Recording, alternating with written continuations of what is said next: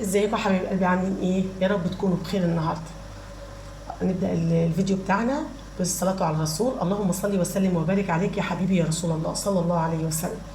انا بصراحه صحيت مش عارفه انا هعمل غدا ايه ومحتاره بجد. ضربت في دماغي ان انا اعمل فكره، مش عارفه هتطلع حلوه ولا ايه، بس انا قلت هعملها. عندي نص فرخه قطعتها زي ما انتم شايفين كده، حتت صغيره كده. قطعت الصدر كذا حته، لكن الورك قطعته حتتين.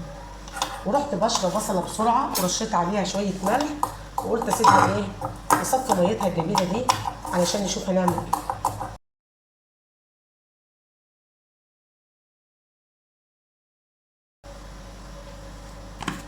جبت شويه ميه بصل حلوين اهو، هضيف عليهم شويه فلفل اسود،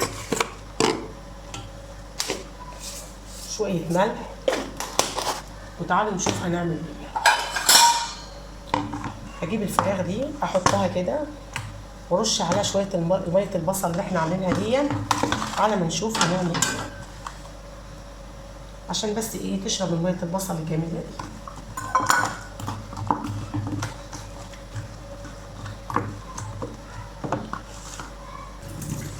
بس هركنها على جنب على ما ايه تتبل شويه. يلا بينا نشوف هنعمل ايه بالحاجات اللي انا قطعتها دي.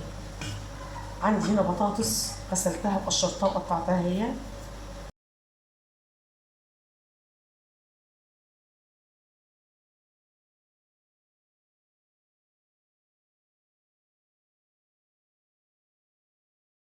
قطعت البطاطس زي ما انتم شايفينها كده جوانح. كان عندي شويه كوسه في التلاجة، قلت لازم أنا اجيبهم كمان.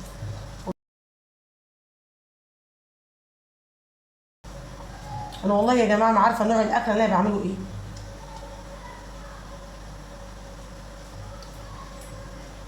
كان نفسي احط شويه جزر بس ما لقيتش جزر. قلت لا انا هسكت، لا مش هسكت طبعا. زي ما انتم شايفين كده قطعت الايه.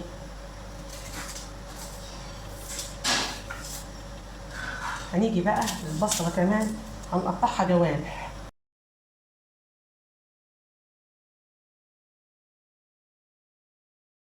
وكمان معايا فصين توم.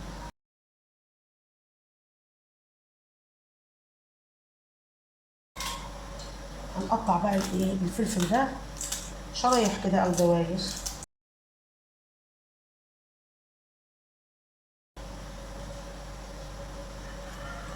ودي طماطمايه كنت مقطعاها الصبح نفطر بيها، طبعا مفطروش بيها، سبتها في التلاجة اهي، هي بتاعت النهارده يعني.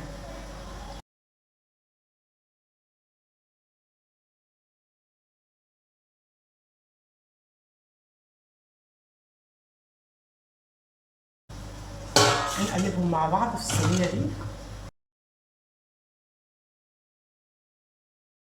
هنضيف بقى شويه فلفل اسود حلوين كده، على شويه ملح جمال كده. لازم نظبط الملح يا جماعه عشان مش هنفتح عليها،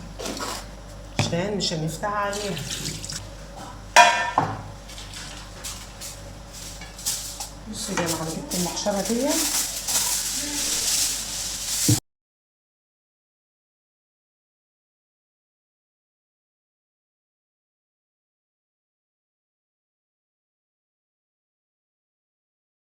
احط في قلبها ورق ابيض عشان ورق الالومنيوم زي ما انتم شايفين معايا.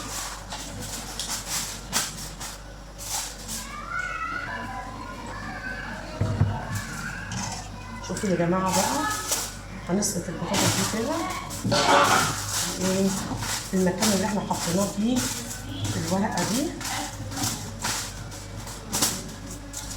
شايفين يا جماعه؟ نضيف حوالي معلقه زيت كبيره.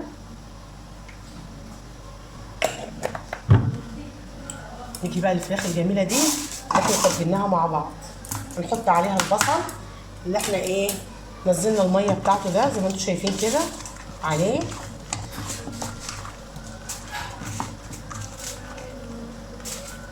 وهنحط الفراخ في قلب الايه اليخن اللي انا عملته ده، او الخلطه الخضار اللي انا عملتها الجميله دي.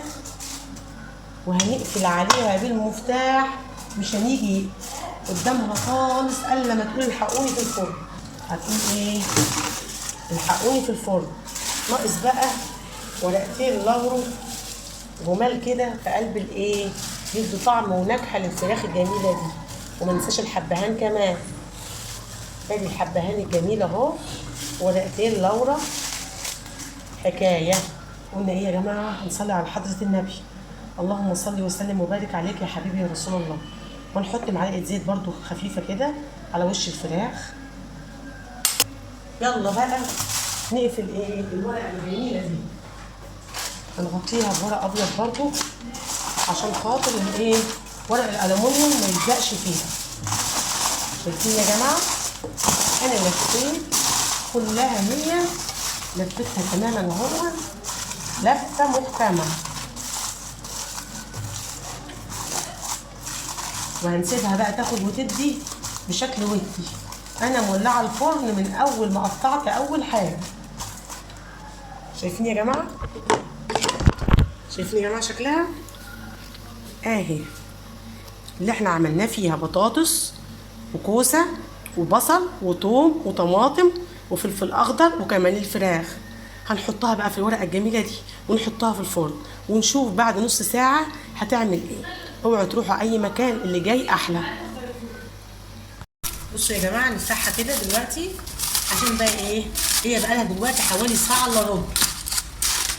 والله يا جماعه الريحه بتاعتها جايبه اخر الشارع.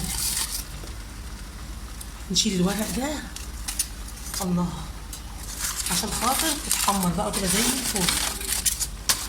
شايفين يا جماعه الجمال؟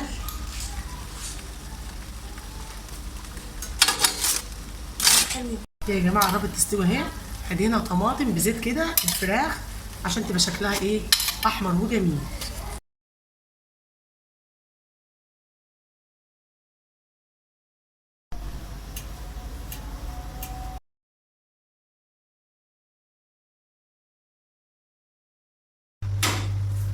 ايه رايكم يا جماعه في الجمال ده؟ ما شاء الله ما شاء الله، طالعه مستويه ومهريه وفيها. شوفوا يا جماعه البطاطس مستويه ازاي، والكوسه كمان، والطماطم شايفين مشويه ازاي، والفراخ بقى يا جماعه شوفوا مهريه. احلى يخنه او احلى تورلي او احلى صينيه بطاطس، مش عارفه اوصف لكم جمالها، بجد جميله. يا رب يا جماعه يكون الفيديو عجبكم ونقول اعجابكم يا رب. لو في اي استفسار ممكن تقولوا لي في التعليقات، واشوفكم في فيديو جديد ان شاء الله. قول لهم باي باي يا محمد. باي.